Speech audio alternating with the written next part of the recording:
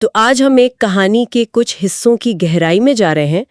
कहानी है मुख्य पात्र ड्रीम की, जो नरक की खतरनाक गहराइयों में उतरता है। हाँ, और उसका मकसद अपना खोया हुआ हेलमेट वापस पाना। सही।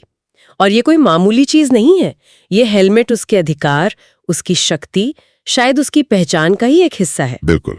और हमारे पास जो जानकारी है, मतलब नरक में उम्मीद की विजय अध्याय के हिस्सों से, वो बताती है कि ये सिर्फ एक खोज की कहानी नहीं है। हाँ, ये पहचान और शक्ति की जो प्रकृति होती है, उस पर भी एक तरह की टिप्पणी है। हम देखेंगे कि ड्रीम नरक में कैसे जाता है, वहां उसका सामना किन ताकतों से होता है, और वो किस अनोखे तरीके से अपनी चीज वापस लेता है ना? हाँ बिल्कुल, उस अनोखे तरीके पर खास ध्यान देंगे। तो सफर शुरू होता है नरक के विशाल डरावने दरवाजे से।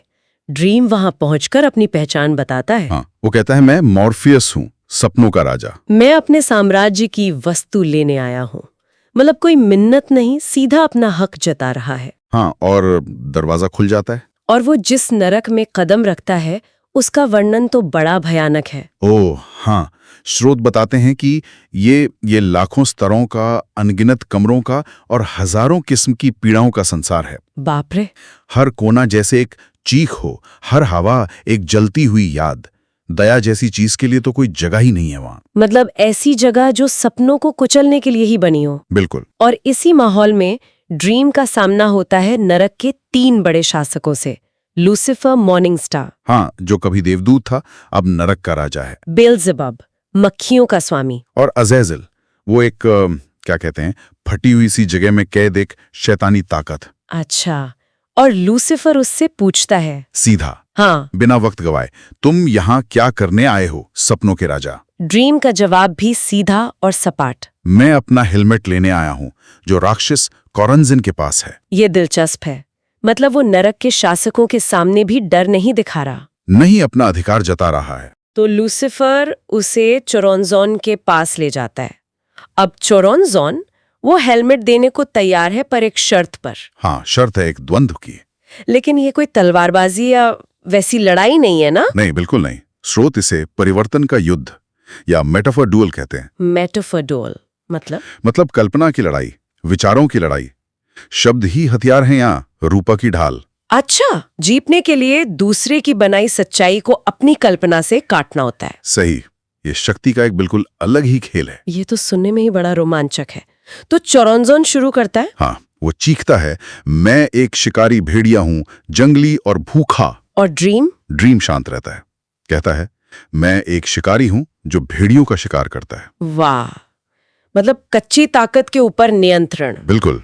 फिर चोरोंजॉन कहता है, मैं एक घातक बीमारी हूँ, एक प्लेग जो सब खत्म कर देगा। तो ड्रीम का जवाब? ये तो बढ़ता ही जा रहा है। चोरोंजॉन फिर और बड़ा दाव खेलता होगा। हाँ, वो कहता है, मैं एंटी लाइफ हूँ, वो अंधेरा जो हर रोशनी को निगल जाता है। एंटी लाइफ, इसका जवाब क्या हो सकता है? ड्रीम एक पल रुकता है और फिर कहता है, मैं आशा हूँ, उम्मीद, होप। हाँ, और बस इस एक शब्द पर चोरोंजॉन बिखर जाता है। क्यों? मतलब उम्मीद इतनी शक्तिशाली कैसे? स्रोत बताते हैं कि एंटी लाइफ या कोई भी अंत, कोई भी शून्यता, वो उम्मीद के सामने टिक नहीं सकती।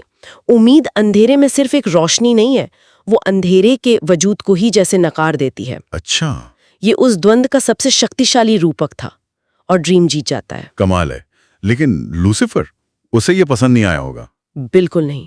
स्रोत बताते हैं कि उसकी आंखों में जलन और गुस्सा है। वो ड्रीम की जीत तो मान लेता है, पर एक सवाल पूछता है। क्या? एक चुभता हुआ सवाल। इस जगह में, इस नर्क में, जहां करोड़ों आत्माएं सिर्फ नफरत और पीड़ा में जीती हैं, वहां उम्मीद का क्या काम, क्या मायने हैं उसके यहाँ? ये तो बहुत गहरा सवाल है। नरक में उम्मीद। हाँ, ये सवाल नर्क के वजूद पर ही चोट करता है।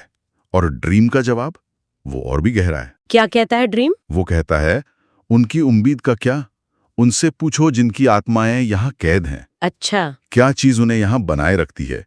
अगर उनके पास ये उम्मीद न हो कि वो नर्क से निकल सकते हैं, तो तुम्हारे साम्राज्य का क्या होगा लूसीफर? ओह, मतलब वो कह रहा है कि नर्क की शक्ति भी कैदियों की उम्मीद पर टिकी है। हाँ, एक तरह से विडंबना देखिए, अगर उम्मीद खत्म हो जाए तो शायद नरक का नियंत्रण भी खत्म हो जाए। वाह, ये तो सोचने वाली बात है। बिल्कुल। और इसी संवाद के बाद ड्रीम अपना हेलमेट पहनता है, अपनी शक्ति वापस पाता है। और नरक से बाहर निकल जाता है। उसके पीछे नरक का वो भयानक दरवाजा बंद हो जाता है। तो इस पूरी कहानी में हमने देखा कि ड्रीम ने न सिर्फ भयानक मुश्किलों का सामना किया, बल्कि उसने ये भी दिखाया कि शक्ति सिर्फ क्रूरता या अधिकार में नहीं होती।